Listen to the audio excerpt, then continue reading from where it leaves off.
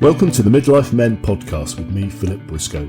In this episode, I talk to Scott Oughton-Johnson, the founder of the Proper Blokes Club, a walking and talking community project for men's mental health based in London. Scott talks about his aims for the project, how he's building support brotherhood for its members, who he calls his lads. And then I talk to Danny and find out how the Proper Blokes Club has helped him with his mental and physical health.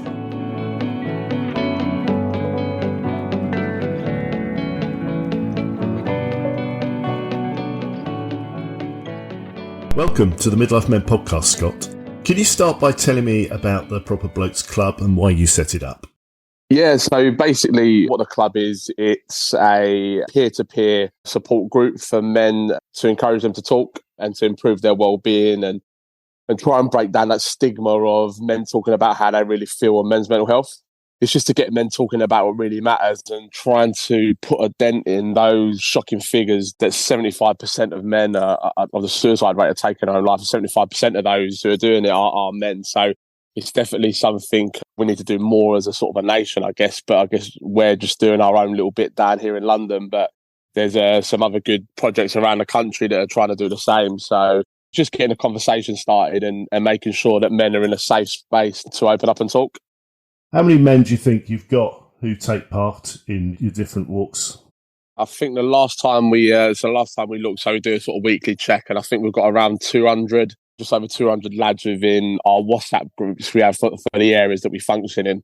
But we have around between 60 and 70 lads physically participating each week in the walk. So someone could come 1 week and not come for 3 weeks, but still have that conversation if they want to within the WhatsApp group. So we're trying to maintain that feeling that we have on the walks so they can have it 24/7 used in the WhatsApp group. And so what if someone comes along your group, what would they expect? Just a safe environment to talk, really. And then what they'll find is there'll be a lot of lads that have probably been through something similar or they can relate to in terms of how they're feeling, stuff like that. So it really gives you that reassurance that you're not the only one that's suffering in that way. So it gives you that feeling of you're not alone, which I think is one of the big things. Although we know that a lot of people are suffering around the world or wherever that may be, we feel we're isolated within our issue, whatever it may be. But when you come to a group like ours and many of the other groups that are around, you realise you're not suffering in silence and you're not suffering alone. So we sort of create that brotherhood, that community really of lads coming together for the same causes. What's the kind of background of the lads that come along? You know, are they from different walks of life, occupations, ages? How would you describe, your average person in one of your groups? It's a real diverse group, really. We've got people from different religions, sexual orientations, from 18 to, I think the oldest one we've got now is 81, I believe, which is amazing. And we've got everyone in between, and all from a variety of walks of life, really. We've got doctors, we've got people that are unemployed, we've got people that work in shops, we've got people that have got their own businesses, people that are quite well off, people that might be struggling a little bit. And I think it's a real good advert for no matter where you come from or what you do, you can actually come together with someone and find some common ground. So it's a real good advert of people coming together from different areas in life, and it proves that it does work when you put it into action. So it's a real diverse group. It's a real great space for people to leave all that stuff at work or at home and just come back, and you're just a normal bloke just going about your day-to-day business, and you're finding that in common with somebody else. So you mentioned there a WhatsApp group. So are you finding that there's support, amongst the groups outside of the walks as well? Is there a kind of community developing as a result of the walking groups? Yeah, definitely. We have the WhatsApp groups in place for a reason. Basically, if you was to come to a walk on a Monday evening and there's nothing to report or you're doing fine, but obviously we still encourage people to come down and support others. But on that Tuesday, something might happen that might rock you a little bit and you need that support. So you can relay that in the WhatsApp group and you can still maintain that conversation or that chat or that safe environment that we do on the walks. So you've got it constantly throughout the week. And is there a leader in the group? Is there someone who helps to, manage the discussions? Or is it all self-managed? So what we have walk leaders for every group who are people that I liaise with just to make sure everything's going okay and being a point of contact. And they do that. We're in a WhatsApp group. It's a bit more of a just anyone can message any time in there. Like a lot of us will say good morning in there, for instance, and then some people might say what's gone good in their day or whatever it may be, or something bad. It doesn't make a difference. But I don't put a question in and start a topic each day. It's just a space for people to talk if they need it.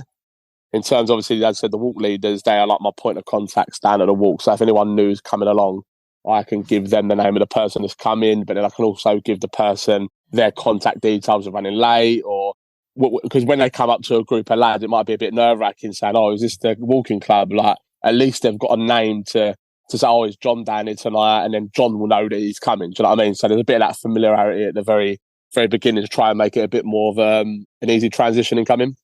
And how do men find out about local groups? How are you promoting what you're doing?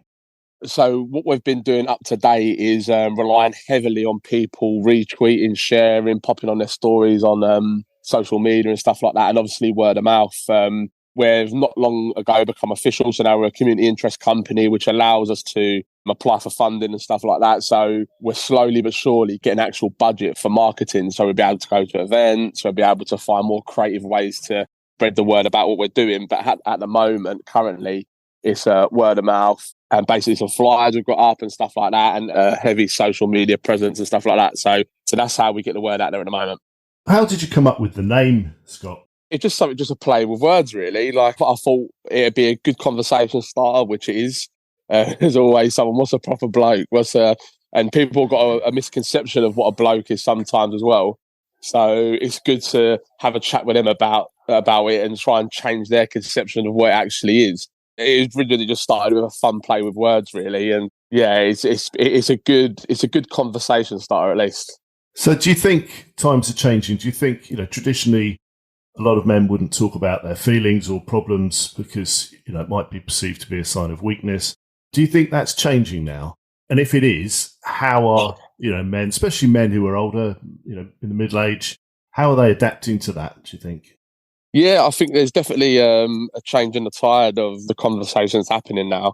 There's still a lot of work to go, but at least it's being spoke about a lot more, and especially those from the older generation. A lot of them are slowly changing their mindset of how mental health is dealt with, rather than the old man up or grow a pair or whatever it may be.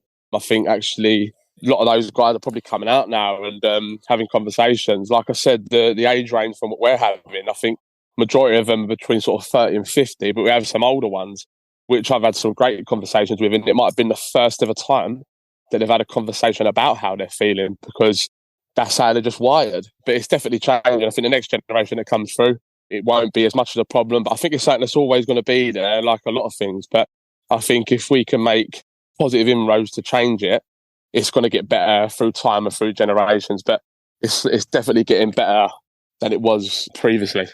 And have you got plans to expand then right across London and beyond?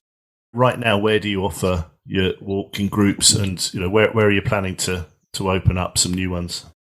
Yeah, so at the moment we're only operating in London just to manage it a little bit, because I sort of run it all myself at the moment, other than the sort of walk leaders that have on the walks. But we're London based at the moment because it's easier to get hold of. But we've had a lot of interest from other big cities and places within England and stuff like that, so national. So hopefully probably next year, we're looking more to expanding into other places outside of London, but we just want to focus on London at the moment and try and get as many Londoners talking as we can, and then slowly spread that out of the capital. Great. Well, that's really good to hear. Well, Scott, thank you very much for talking to us today. Really interesting. Good luck with everything.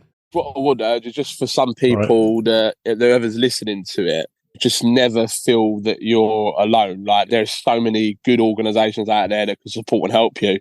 And if anyone is feeling in a moment where they need that support, whether it's crisis help or not, there's lots of people out there, and act on it straight away once you feel that way, because before you know it, you start trying to talk yourself out of it. So if you need that support, go out and get it as quick as you can.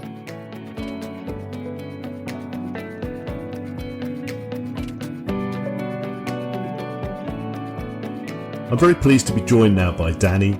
Welcome to the Midlife Men podcast. So Danny, you're one of Scott's lads and regularly join the walks. Could you start by telling me the circumstances that led you to the Proper Blokes Club? I think it was a bit of a perfect storm of events, really. I'd suffered a long period of ill health. I sort of lost my way in my direction at work because of it. I was put on a lot of weight because of the treatment that I was receiving. And it was just a case of what blokes normally do, ask if you're okay and say you're fine when you're really not. And I think it was just a case of being able to be in an environment where it was okay not to be okay. And was there a point where you realised that you needed to do something? Was there a tipping point? I think there was. My best friend actually pointed me in the direction of the Proper Blokes Club. I'd seen it on social media and floating about, and sort of said to myself, like, no, that's not really for you. It's not really what you want. And being a walking group and being a guy that was like 8 stone heavier than I am now, it was like, do I really want to go walking? So I'd avoided it really for a few months until my best friend basically said to me that, you've got to get this done. You've got to make a change here. But that's when I reached out to Scott.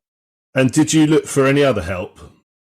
Yeah, I'd spoken to my GP. It was the usual, offer of antidepressants and, online CBT courses, and nothing was really a good fit. I tried the CBT courses online and they were a bit new age for me, I think is a polite term. So, yeah, there wasn't a good fit. Is there something you wish someone had asked you? I wish I'd been honest with people. That's the thing, like, because you know what blokes are like. Your mate says to you, "You're okay, mate? Yeah, I'm fine. You?" And you're not. That was the big difference. It was okay not to be okay.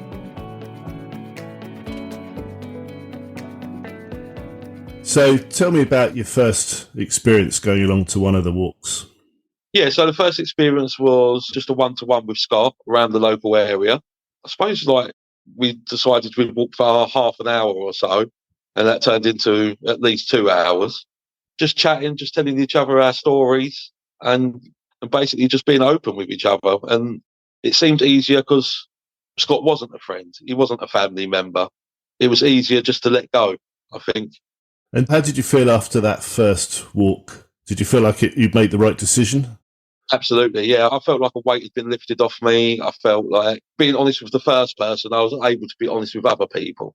That was a big kickstart, really, because I joined sort of 2 years ago now, during the lockdowns and the one-to-one meets and things like that. So it was quite nice just doing one-to-one walks with other blokes from the group and hearing their stories and how similar they were to mine in some regards. So did it help you to understand that you weren't alone in how you were feeling? Absolutely. And it normalised it. It normalised being able to speak about the issues I was having, because you was able to recognise yourself on every walk with the other bloke. You was able to recognise your own neuroses and your own issues, and it was really helpful. So you found this better than the CBT that you've been pointed to? Absolutely, because it wasn't someone basically telling you how you feel. It was a two-way conversation with someone who felt the same way, and you could offer advice and help to each other. Well, this worked for me. Well, that didn't work for me. Well, I've tried this or I've done that. And how about in a group situation? So after lockdown? They came later on, obviously. They came about 4 or 5 months later, I think, thinking back, where we was meeting at the Belfast on the Thames in groups of anything from 4 to 24. And it was just so familiar and so nice to be speaking to people that had the same problems you had for different reasons. I think I went into it with a lot of preconceived ideas. I thought it'd be a bit, it's your turn to hold the talking stick, but it really wasn't. It was just lads being honest with each other. And if you wanted to open up and talk about your problems or your issues, you could, but there was no pressure to do that either. So how have you felt it's helped you then? It's helped me in a lot of ways. Obviously, it's helped me lose the weight that I was struggling with from my treatment. It's helped me be more honest with my family and my other friends. And it's also, I think, it's helped me to help other people that are suffering the same sort of thing, because you can give them first-hand experience. And do you feel, better's probably the wrong word, but do you feel different now? I do. Yeah, absolutely. I mean, I think mental health, especially in men, is very isolating, and you do feel alone. And being part of the group has illustrated that you're not. Okay, you might all be there for different reasons, and you're all from different backgrounds, and you're all from different jobs and social standing or economic standing or race or creed, but the issues are the same. It's a great leveller.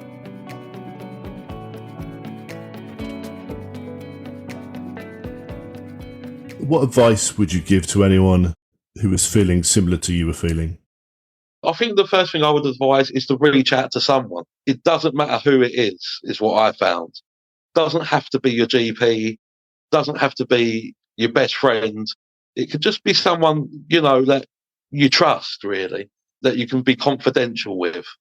And I think that's the first step. And can you tell me a bit more about the walks themselves? So you all meet up at, you said, the Belfast on the Thames. Are the walks really secondary to the conversations that you have? No, I don't think they are secondary, because I think the act of walking actually takes your mind off the talking. It seems to just flow. The action of actually moving helps the speaking. I don't think it's secondary. I think they're hand in hand. And so to anyone that was perhaps a bit nervous about joining because, that they're not used to walking or thinking it might be too far, what advice would you give them? Well, I had exactly the same issues. And the great thing about the lads is no one walks alone. Obviously you can't walk in a group of 20 blokes walking down the street, but people will drop back and they'll talk to you, and people rotate, and you can go on one of the walks and end up having 8 different conversations with 8 different people that night. So don't be worried that you're going to be left behind. Don't be worried that you're not going to keep up, because if you can't keep up or you need a break, we'll wait for you. And so is there support outside of the walks as well? There is. We've got WhatsApp groups where you can just pop in something about the football, or you can put that you're having a really tough time today. And the great thing about the WhatsApp groups is there's always a lad around with some advice, or able to come and meet you and maybe go for a coffee, or, it's turned into a real community. So I like the way that Scott calls everyone lads, regardless of their age. That's specific to the Proper Blokes Club, is it? Yeah, I think it is. And it's quite specific to Scott. I mean, he's so enthusiastic for the group. He's so enthusiastic about championing men's mental health. And I think that rubs off on everyone. I mean, on our first walk, one of the first things he said to me is, you're only going to get as much out of this as you put in. And that's absolutely true. That worked out to be absolutely true. If you put stuff in, trying to get to know people, and they'll try to get to know you, and you build a bond. How did you lose the weight? How did you lose the 8 stone? I mean, a lot of it was diet. I'm not big on gyms or anything like that. But when I first met Scott, I mean, I was sort of halfway through that journey at about 19 stone. And the walking obviously helped with that. But it was also Scott giving advice, and, because he's a football coach, as you probably know, and giving advice on, what to eat and when to eat, and things like that, and giving attainable targets. And he would check in periodically as well. How's the diet going, mate? And he was able to say good, bad, ugly, and it gave some motivation. So would you say your mental and your physical health has improved as a result of the Proper Men's Club? Yeah, unquestionably. Yeah, it definitely has. Mental health was the biggest concern, and that's been the biggest help. When it comes to weight or diet, that's a bit more personal. It's a bit more of a personal journey, I suppose. But definitely having my mental health better helped lose the weight. I think the hardest part is the first walk. It took me 3 months on social media to go on the first walk. And once I did, you sort of never look back. It's that taking that first step. And I know it's scary, and I know that you feel like you're alone, but you're really not. Take that first step. Well, thank you, Danny. That's been brilliant. Thanks for joining me, and good luck. Thank you very much. Thank you for joining me for this episode of Midlife Men. If you would like to find out more about the Proper Blokes Club, you can visit the website at www.theproperblokesclub.co.uk, or you can email theproperblokesclub@gmail.com, or you can call Scott on 07397 501110. If you have a suggestion for a topic you'd like us to cover in the podcast series, or if you have a story you'd like to share, then please contact me either on Twitter @midlifemen, or email me at midlifemen01@gmail.com. Join me next time when we talk to other midlife men about their stories. Maybe they'll resonate with you, and most likely, you're not alone. Thank you.